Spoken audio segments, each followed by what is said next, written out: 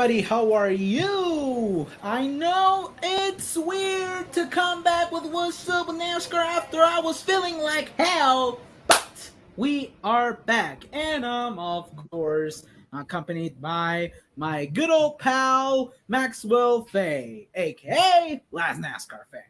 How y'all doing? It's great to be back here on the podcast. Oh, yeah. And also, the one that is going to be very happy is going to be Noah Gregson after he got not a big break, but his first full-time shot at the Cup Series for 2023. Oh, yes, definitely. This is a huge deal for Noah Gregson.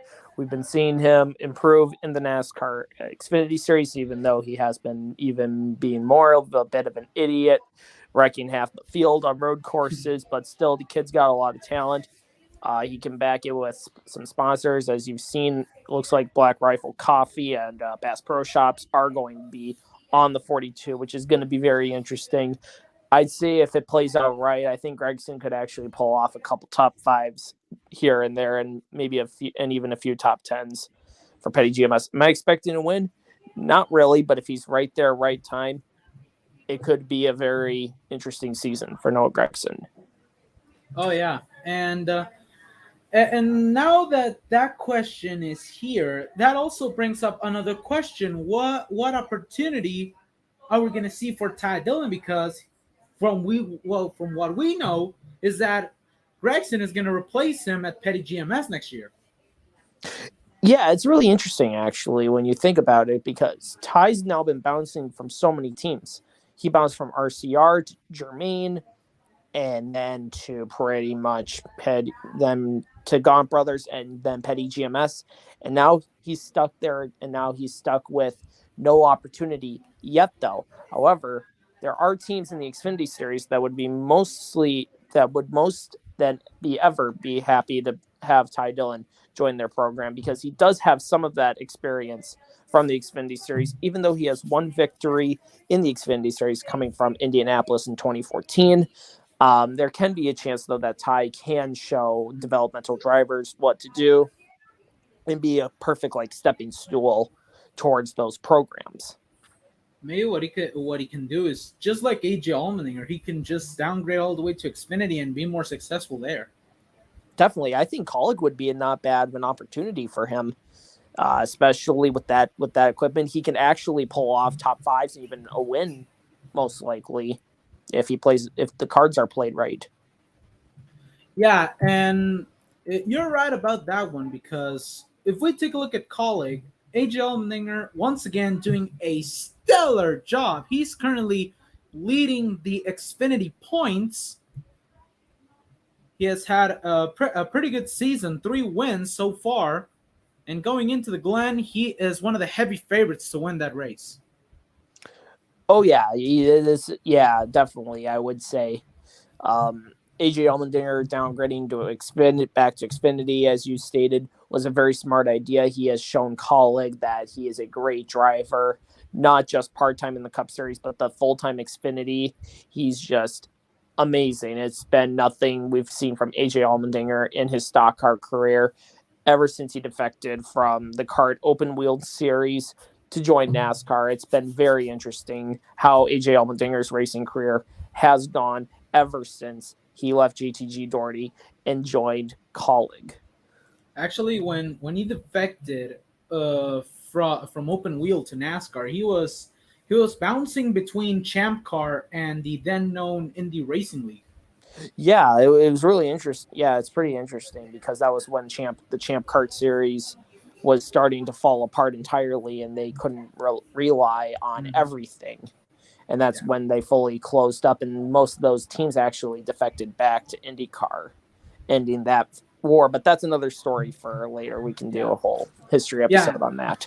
Yeah. If you want an Angel talks about the IndyCar Civil War from 1996 to 2008, let us know in the comments below. We would be amazed to do an episode of the IndyCar Civil War. More than happy to. It's a great topic. It's a very great topic to talk about. And going back to Kaulig Racing, they have the 10, the 11, and the 16. So if they could potentially add a fourth Xfinity team for Ty Dillon, it would be amazing because like that you don't have to get rid of Landon Castle, who was running pretty strong, Daniel Hemrick, who has been running pretty mediocre, but his experience in the last couple of seasons in the Xfinity Series has paid off in order to join AJ Allmendinger in 16.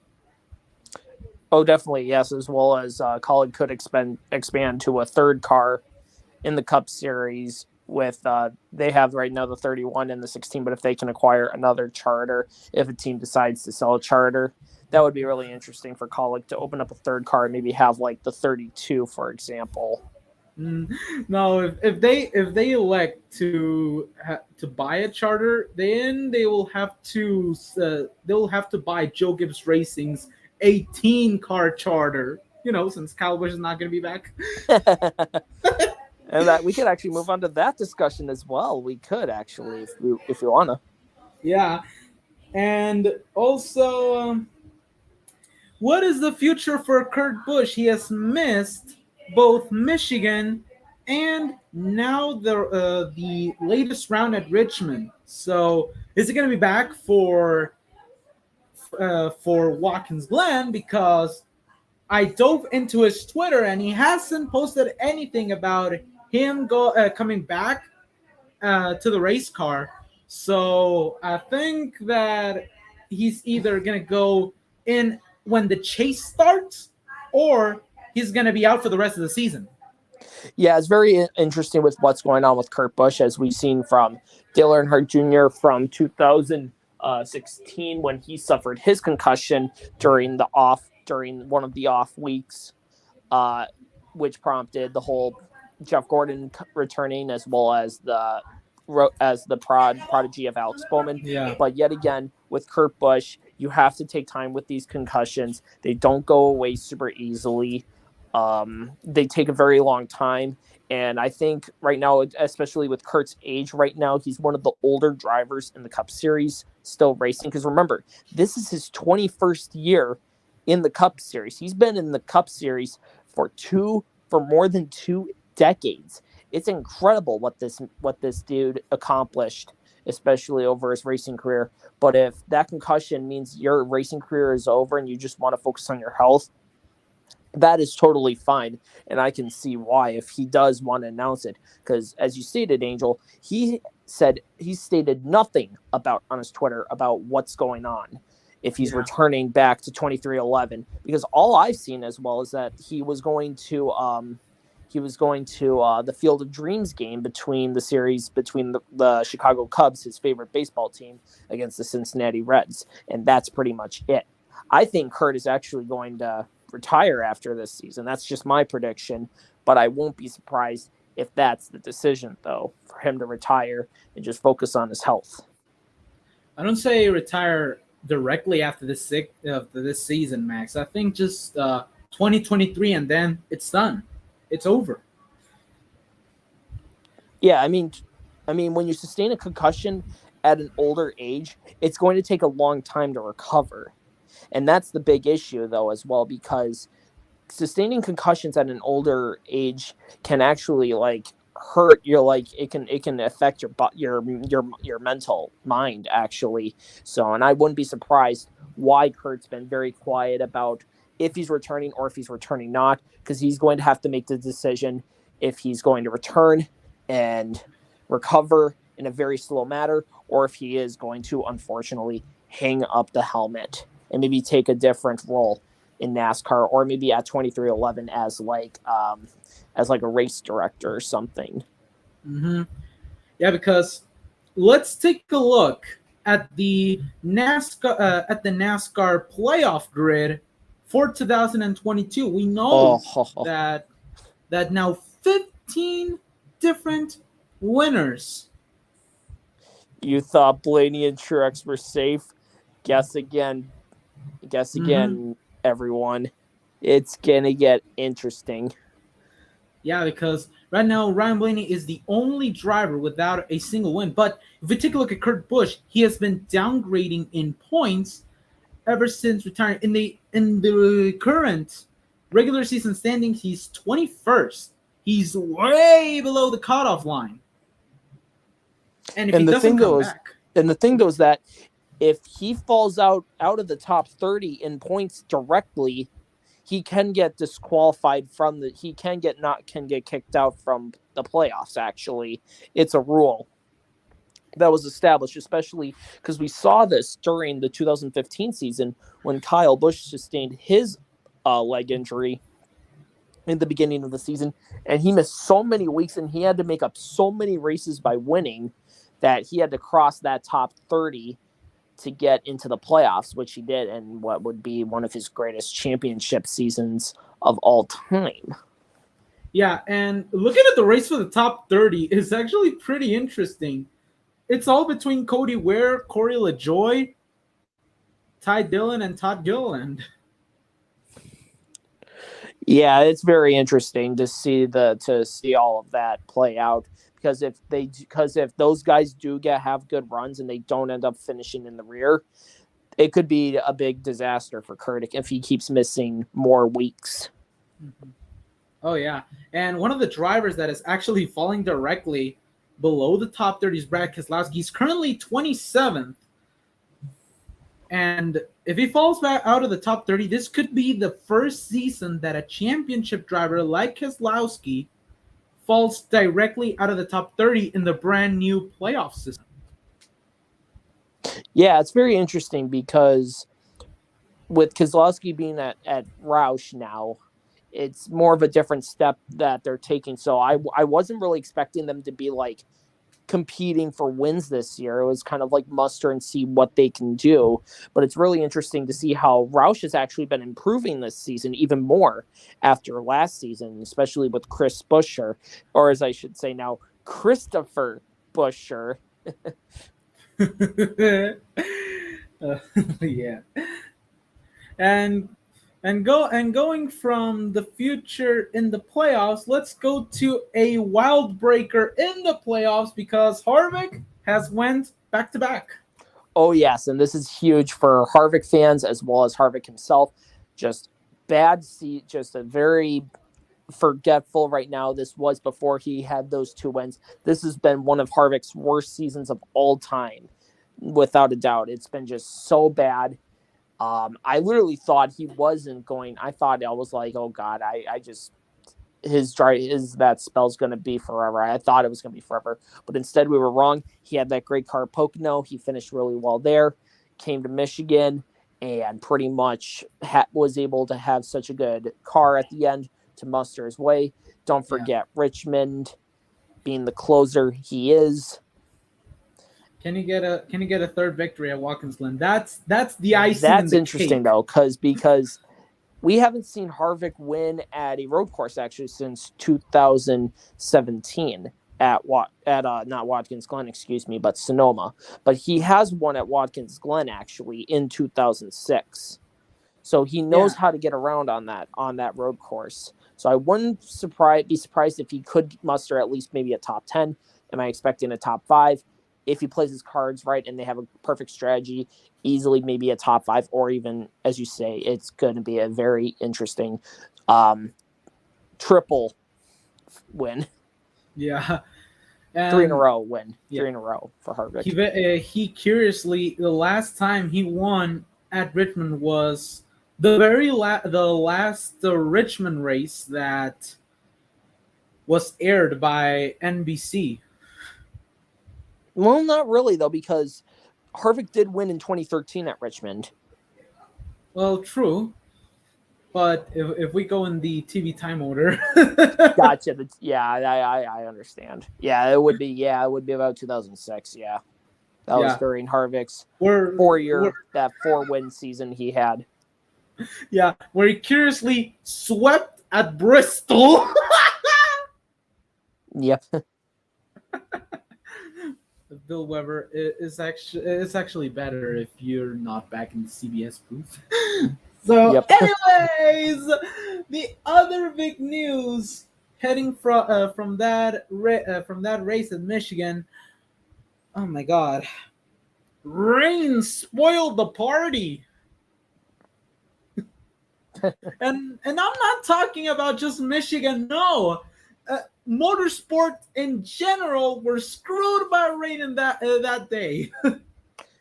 Yep, that was a very forgetful day, unfortunately.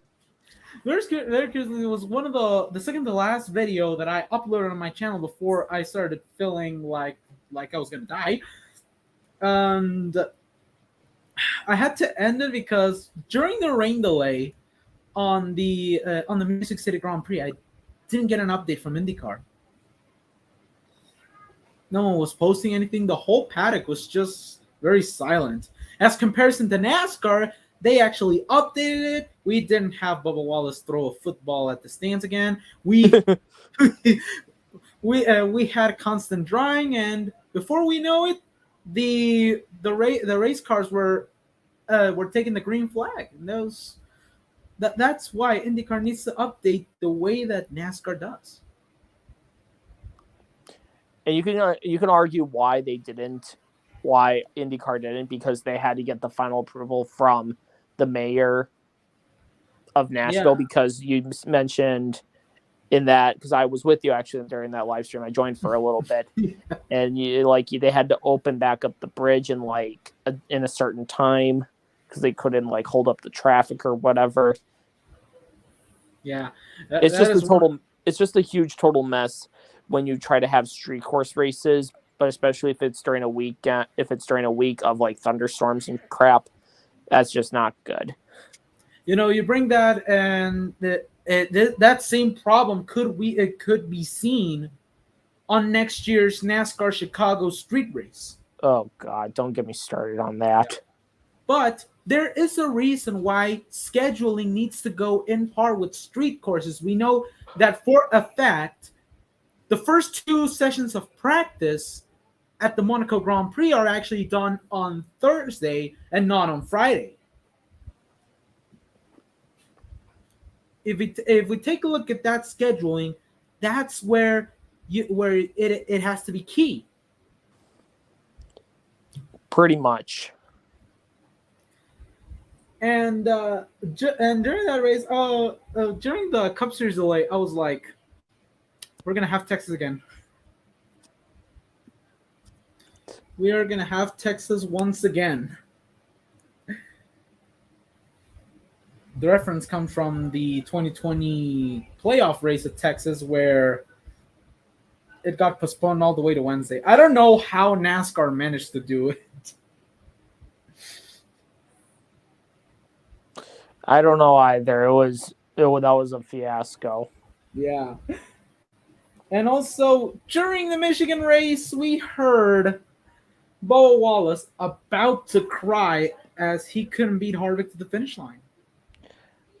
I mean, I understand Bubba Wallace's pain and frustration, how if you finish second, you're not the winner. But the dude has won a race technically, even though it was a rain delay victory. He won it as a rain delay. But still, I feel bad for him because he's trying to get his actual first full victory and not win just because of a rain delay. He knows that he can be one of the best, and he's trying to prove it. It's just the emotional anguish, though. It's just throwing off a lot of fans, especially especially on Twitter. It's a whole freaking clown. It's a freaking circus in there.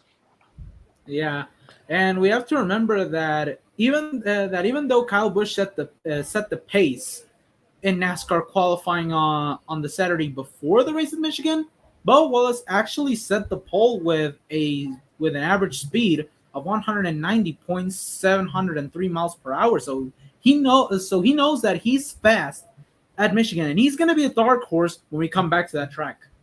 Oh yeah, definitely. He's going to be a very big key fact. He's going to have another big shot. Most likely next year if they do bring that exact same setup, and if they do improve on it.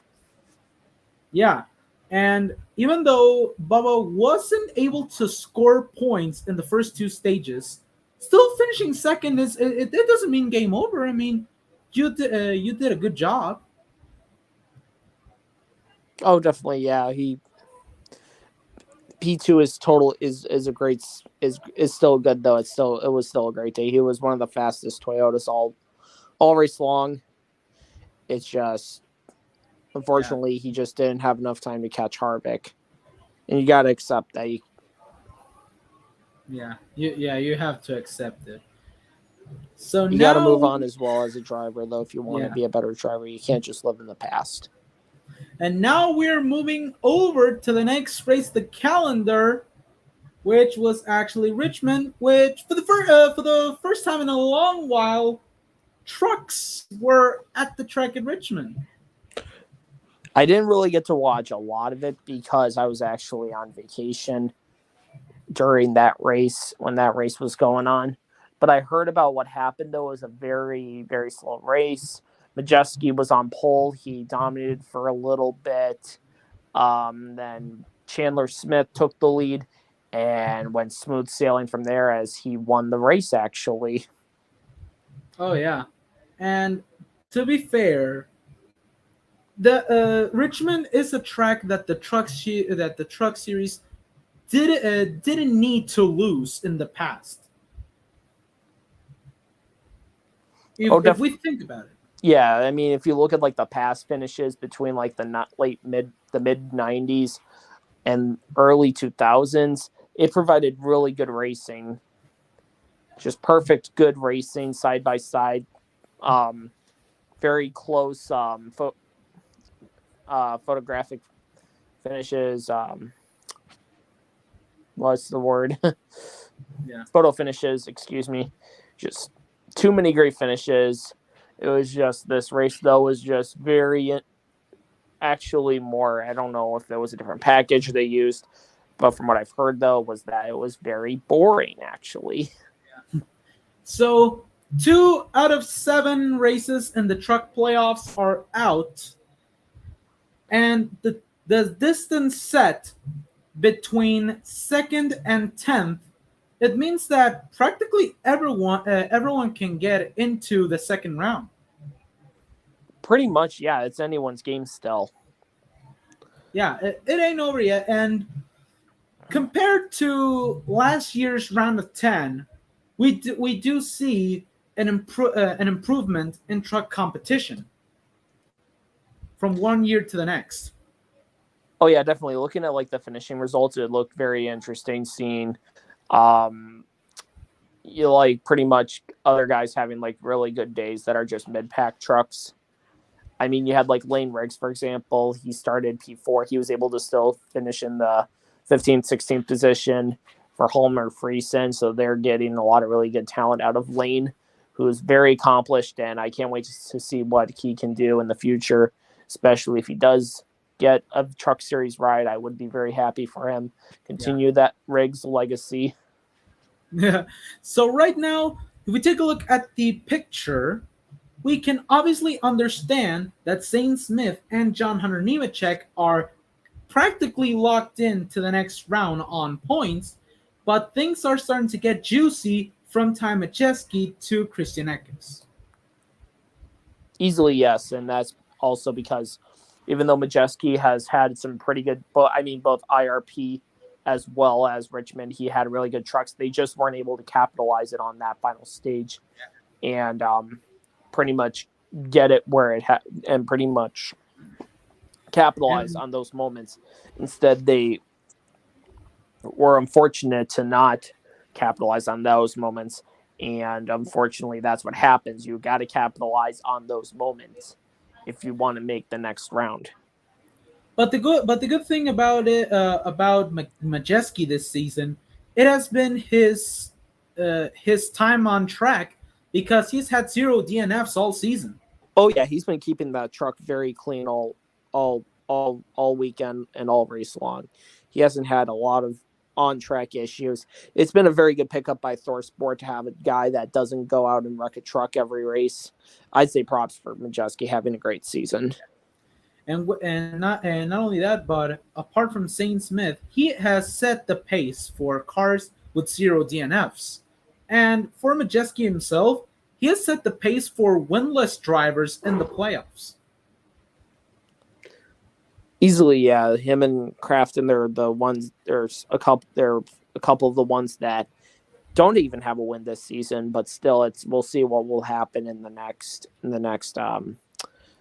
race, especially that will take off the first two to begin the round of 8. It'll be interesting. Yeah, because the next race is the cutoff race from Kansas Speedway. So we're going to have to wait all the way until September 9th to find out who is going to be in and who's going to be out. Easily, yes, it's going to be a nail biter, but anything can happen though. It's anyone's game still for those final technically 4 spots. Yeah. And now that we've covered that the Truck Series side of let's go to the main dish. Qualifying set the pace for everyone with a 23.042 time in round 2, but it's actually slower than his time in round 1. His round 1 time was 22.863. So we can practically say that he set the pace for the week in qualifying, but the guy that set the pace on practice was Ross Chastain with a 22.976. Yeah, Ross had a very interesting card that looked like he was going to have either a early dominating day, or maybe a midweight pack card that could come out of nowhere. But it was actually pretty good for Trackhouse to have another solid qualifying run. Yeah, and that practice run paid off as Chastain qualified second to Kyle Larson. Yeah, it was actually pretty interesting to look at that, but I was on vacation, so it was hard to look at qualifying. And with a 14th place qualifying, we've seen a good act by Tyler Gibbs. So yeah, he's had his best qualifying shot of the season as a replacement driver. We'll see what happens when he gets his hands in a full-time Cup ride. Yeah, he's got a lot of he's got a lot of talent, especially for his age. And I know he's still shining in the Xfinity Series. And I don't want to say he's ready for a Cup ride yet, but he looks like he's ready for it. Yeah. But unfortunately, he was the first one to abandon the race. Yeah, mechanical failures. Actually, I started Ty Gibbs. Well, I had him in my garage or whatever because his pace kept dropping. I'm like, oh boy, I wonder if something happened. I checked. I went to Bob Pockris on Twitter and it said mechanical issue. I was like, oh well, that sucks. And the final driver to abandon the race was Eric Jones after an accident. Yeah, that was even more interesting because of how that happened. It was I actually think I was watching. Yeah, I was watching the last 120 laps in my hotel room. Wow, that's great. But very interesting was the top 10, as once again Harvick showed us that even though he's old, he can still compete for victories, just like Dale Earnhardt in the 90s. And Christopher Bell, quite a good run for Christopher Bell. He showed that he can run at short tracks really good. He already did it at Loudon, and he's done it once again. Oh yeah, easily. He's been improving a lot on the short tracks. Bell's been very big. He's had a lot of big, huge improvements this past summer. I mean, he wants to be in the, if he wants to keep his right at JGR, he's got to show that he can pull off really good finishes, and he did have a really good car. Unfortunately, just didn't have enough time to catch Harvick, because it looked like he could have caught Harvick if he had just a couple more laps or if they had a caution or something. Oh yeah, and And unfortunately, a pretty unfortunate day for Kyle Larson, our pole sitter. Even though he finished in the top 15, it's still It was a very it's rough still a, day. It was a yeah, it rough was a day. real day. And maybe it could be a sign that he's not the super force that he was in 2021. Or even in 2017 when he literally won at Richmond in Yeah, the fall. yeah, we have to remember that. And also, not a good run for Ross Chastain, second in qualifying and winner of stage one. Yeah, especially after stage one when he had that low contact with Denny Hamlin again. Again. And the beef continues. Yep. But still pretty good day. And out of the drivers that are making a part-time schedule, quite a good run for Noah Gregson in the 16 Colic racing car. Finished 24th. Yeah, very solid day for Gregson. He kept the car out of trouble and just brought it home in one piece. That's all Colleague wants. Yeah, but not so solid was for a full-timer like Tyler Reddick. Oh my gosh. I was looking around, I'm like, what is going on with Reddick?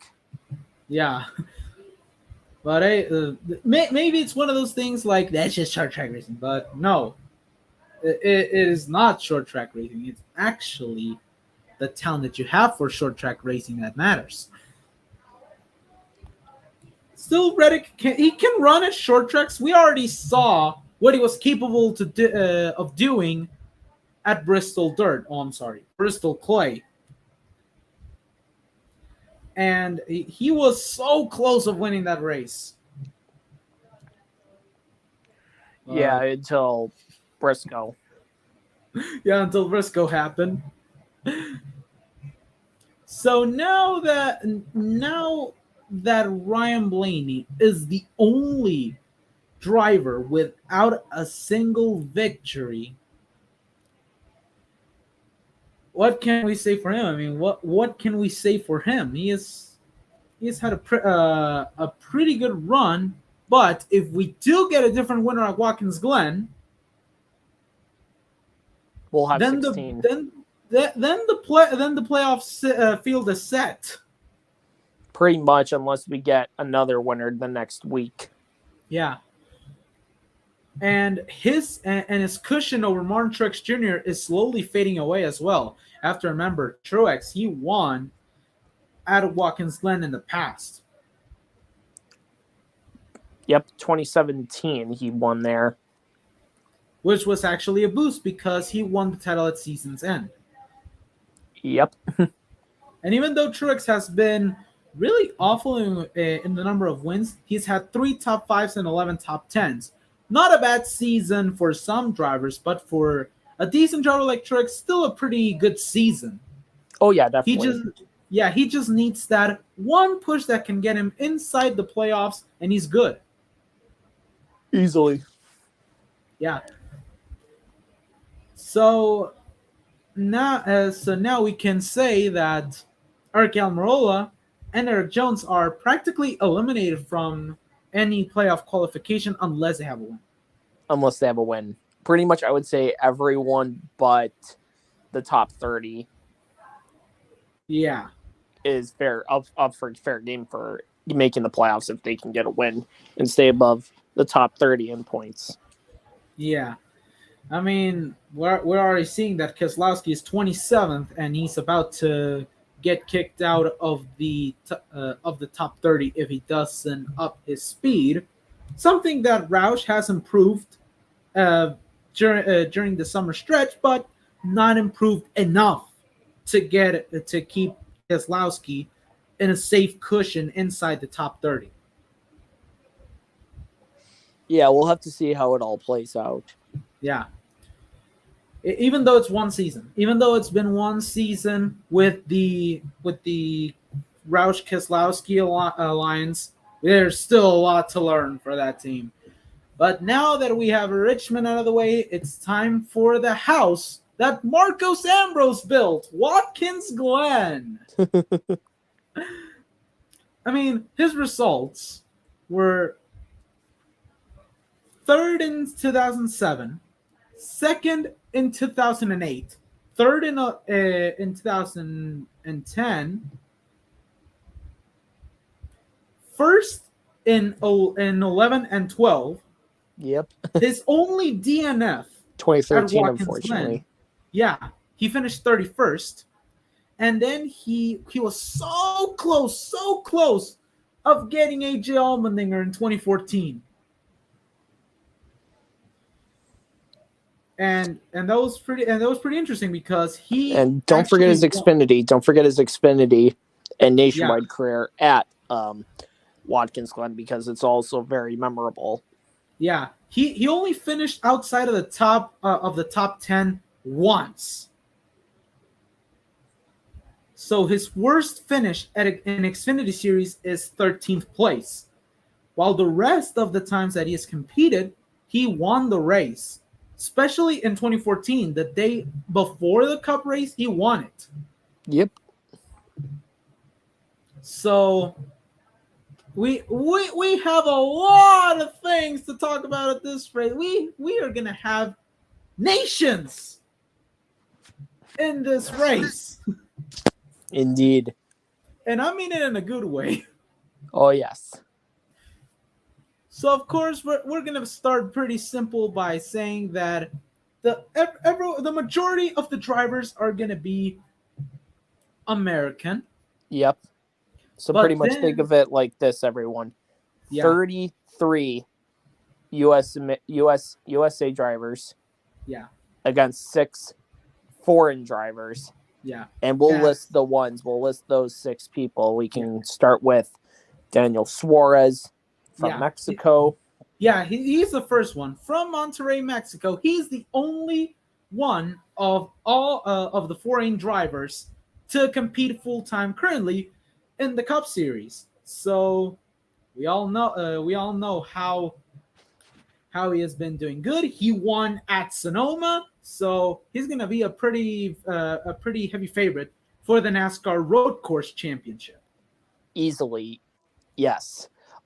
Second driver we can go to is a road ringer that I met actually and got his autograph at Road America back in 2021 for Live Fast Motorsports. It's Kyle Tilley. Oh, the British man. He was actually one of the few British drivers to compete in NASCAR, because one of the first ones was Jim Clark from Formula One. Yeah, and you also had there was also some starting park guys like John Jackson. He was from Scotland, actually. Yeah, he drove for NBM Motorsports. Yeah, so for Kyle, he was born in Bath, England. What a weird name for a city, I guess. Nice guy though. I've met him. Yeah. I met him in 2021 at Road America. I got his autograph. Cool guy. Very cool guy. Yeah. The next driver is Mike Rockenfeller. Indeed, the first ever German racer to race in NASCAR. I think that's awesome. Yeah. He has been and he has been a pretty good driver. 2013 DTM champion, 2008 Le Mans Series champion, 2005 FIA GT champion. And he won the GT2 series. He's got a great racing resume, especially in those kinds of cars. Yeah. And he has been in a lot of series. For Formula Koenig, German Carrera, the Rolex Sports Car Series, Le Mans Series, and the FIA GT Series, which we all know currently as the WEC or World Endurance Championship. Indeed. Yeah. And then we can go to our fourth driver, beginning team the Rheum brothers and Hesenberg, is Laurie Heseman from the Netherlands. Yeah. And to think that Verstappen wanted to do NASCAR after Formula One. I mean, I'd be fine with He, that. I'd be fine with Max Verstappen yeah, coming over. yeah, that would be amazing. So he's actually a champion in NASCAR. He won the 2019 and 2021 Whelen Euro Series, Yeah, actually, that's correct. He beat and he drivers such as Alon Day, for example, who has also competed in yeah, both the NASCAR Cup Series and Xfinity Series. I want him to return one of these days because I miss him so yeah. much. And he has competed in Xfinity Series this year in the 2022 NASCAR 250 at Atlanta. I totally forgot about that one. Wow, that's amazing. And then moving, That's and yeah, now we're gonna move to our only Russian driver on the grid, the Torpedo, the Red Bull dropout, Daniel Daniel Kvyat. Sukablet for the guys outside of the meme series. He won the 2013 GP3 series, and he also won the 2012 Formula Renault 2.0. But we all know him for his meme-worthy Trepadolski time in Formula One. One of Red Bull's worst prodigy drivers of all Yeah. time.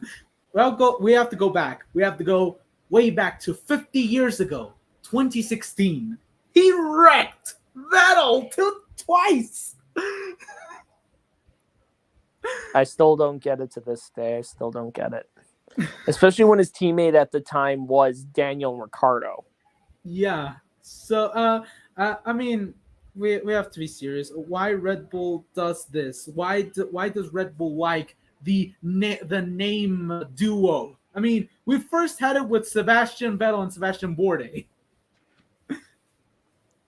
And then we had it with Sebastian Bourdais and Sebastian Buemi.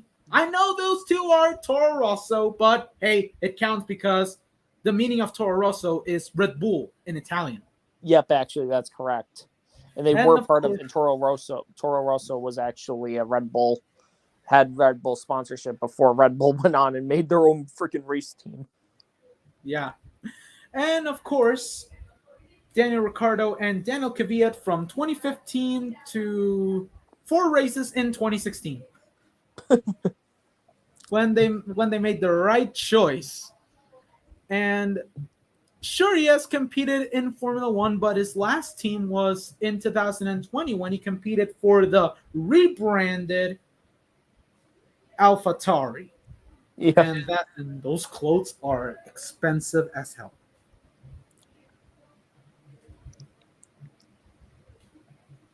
I mean, have you checked out the AlphaTauri website?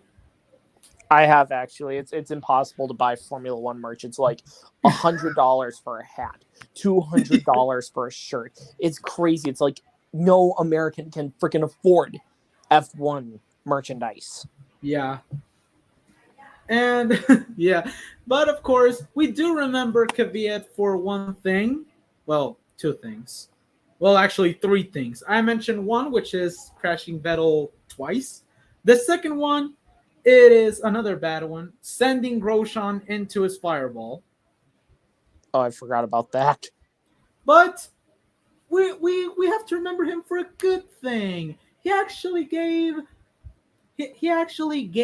Toro Rosso their second ever podium in that wild 2019 Hockenheimring Grand Prix.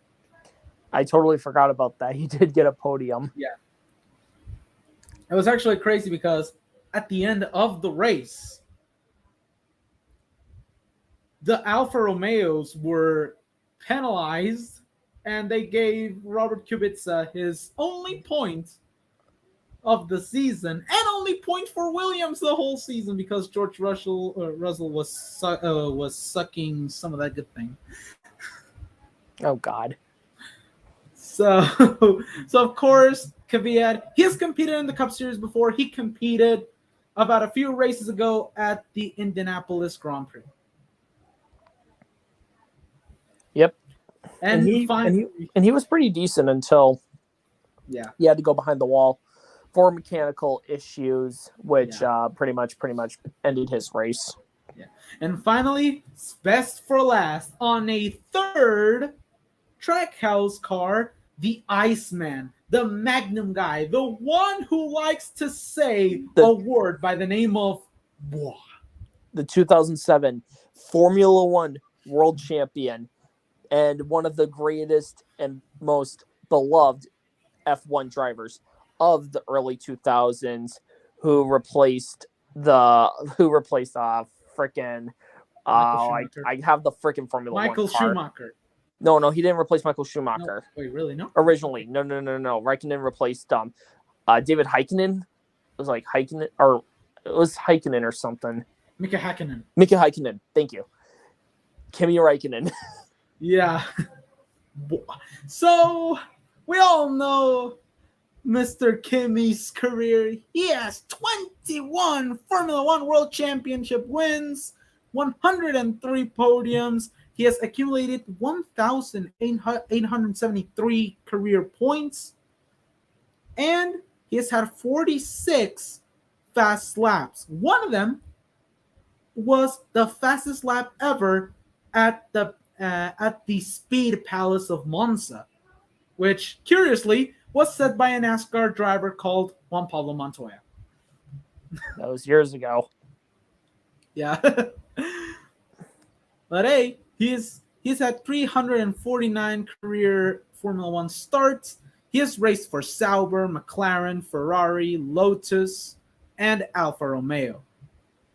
And don't forget when he actually came over to NASCAR for a little just one-offs actually, and was all at Charlotte Motor Speedway in the truck series. He drove one-off for Billy Ballou actually, and was actually not that bad. He pretty much brought the truck home in one piece. However, though, he made a nationwide start with Nemco, owned by Joe Nemechek. That race, he did kind of get in the wall a little bit. Yeah, and for the worst, and if you thought that he wasn't gonna get the drink, quote unquote, in Formula One, well, Joe Nemechek said you're not getting the drink as well. God. But we do have to remember Kimi for his successes. He won the 2007 Formula One World Championship, although that championship is in such a can of worms that I do hope that a Spygate doesn't happen again. And of course, his 2009 Malaysian Grand. Oh no, we have lost him. Oh, we have lost. Okay, something going off with.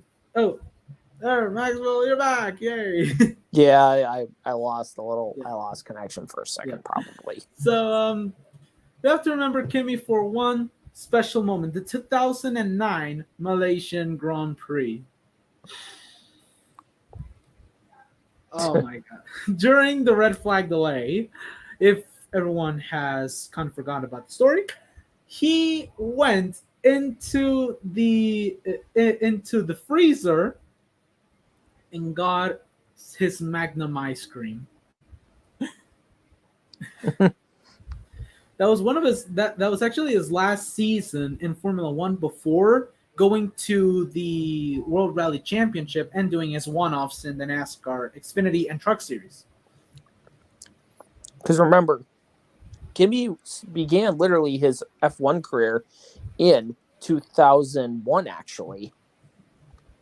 Oh yeah, and even though even though we don't look at drivers on amateur series, he once had an accident in Monaco where his cart flipped and went over the wall. So what he did was he got up, he put the go-kart back on the track, and he drove up into the sunset. That's a very Kimi thing to do. Very, yes. And like you said, from 2001 all the way to 2009, when he first, quote unquote, retired from Formula One. So that was his first retirement. I would have called it a break, technically. Yeah, he was just looking for a break, and and he went to the World Rally Championship. He competed in 21 rallies, and he only had a stage win. It's pretty unfortunate that he didn't had a rally win or even a podium. But hey, that's what you get for quitting on Formula One, kinda. But hey, he came back in 2012 for a Lotus. No, not the K-Tram Lotus. No, the OG Renault Lotus. The Alpine Slide team now. Yeah. And in his first season, he actually won a race with his famous "Leave me alone, I know what I'm doing." But overall, his time at Lotus was pretty funny. He was consistent because the car was pretty competitive before Maldonado came in and ruined everything. But he actually had pretty funny interviews. Oh, especially I forgot Maldonado with his. He I think he's one driver because I remember he was like part of like the whole like oil company he had sponsor him. They stopped sponsoring him because they ran out of money or something because that was during the really bad period of the Venezuelan government. But we can talk about that some other time. And when he came back to Ferrari, the first couple of seasons were tough because Ferrari was still trying to adapt himself to the V6 turbo hybrid era. And his last win came in the 2018 US Grand Prix. So he kind of played Mark Webber to Sebastian Vettel. Very easily, yeah. Yeah. But overall, Kimi Räikkönen, he has been for 5 different teams in Formula One. He has a championship. His car number was 7 when permanent numbers became a thing. And he has a pretty respectable career, even though he finished 16th in the 2021 World Championship with 10 points. But still, he's a legend. Easily. Yeah, he is a legend. And he had 2 retirements. The first one being at Portimao, and the final one at Yas Marina. And he actually had to withdraw from Zandvoort and from Monza due to the cough going around. Yeah. But hey, overall, Kimi is a legend, and I am so happy to see him back. Everyone is. Yeah.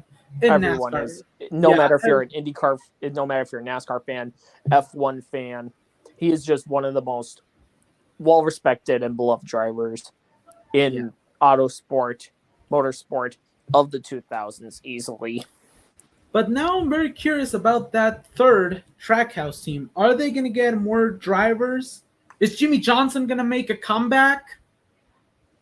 What kind of potential could we see in that 91 car? I mean, it's very interesting to see how they want to go with this because they want to attract foreign drivers to get it back into NASCAR. And this is a really nice step with how they got Kimi to do it in the first place. But I wouldn't be surprised, especially with someone like Daniel Ricciardo actually coming over to the States to try his hands in a NASCAR race. You know, one of the drivers that actually wanted to race in NASCAR once was Lewis Hamilton. It sounds crazy, and I know it sounds like I just smoked 10,000 kilograms of weed. Oh, yeah, it happened. Yeah, it did happen. Actually, kind of. It happened kind of. What they did was they actually brought Lewis Hamilton over to Watkins Glen, and he actually drove Tony Stewart's number 14. Yeah. And what they did with Stewart was actually Stewart drove Hamilton's F1 car at the time. Yeah. And from the commercials, I'm sure Stewart had a huge blast driving an open wheel car. Yeah, and there were some pretty funny commercials around that time because to promote this, they had like funny Mobile One connection commercials between Jensen Button and Tony Stewart. Oh yeah, that was hilarious. Oh yeah, and there was also a commercial before the exhibition where Hamilton told Tony, "I'm gonna die inside here. I feel I'm gonna die." Especially Stewart with his body. But hey, we all know that a NASCAR is much safer around a safer barrier than an F1 car. If not, then just ask Ralph Schumacher. Oh God. But anyways, that's gonna do it for today's edition of Was of a NASCAR. This Friday, the Radio Angel Show returns at 7 Pacific, where we're gonna have a very sad one. Olivia Newton-John passed away last week, and we're gonna have a Radio Angel Show dedicated to her career. So she was amazing. Oh yeah, she was. Especially when she was like most of her well-known movies, like Grease, for example. Oh yeah. But hey, we're gonna be saving that for this Friday. Thank you all guys for joining us, and remember, we're gonna be back for the action at the Glen. I'm Angel Diaz Rauda. He is Maxwell Fay, and you made it. Next video.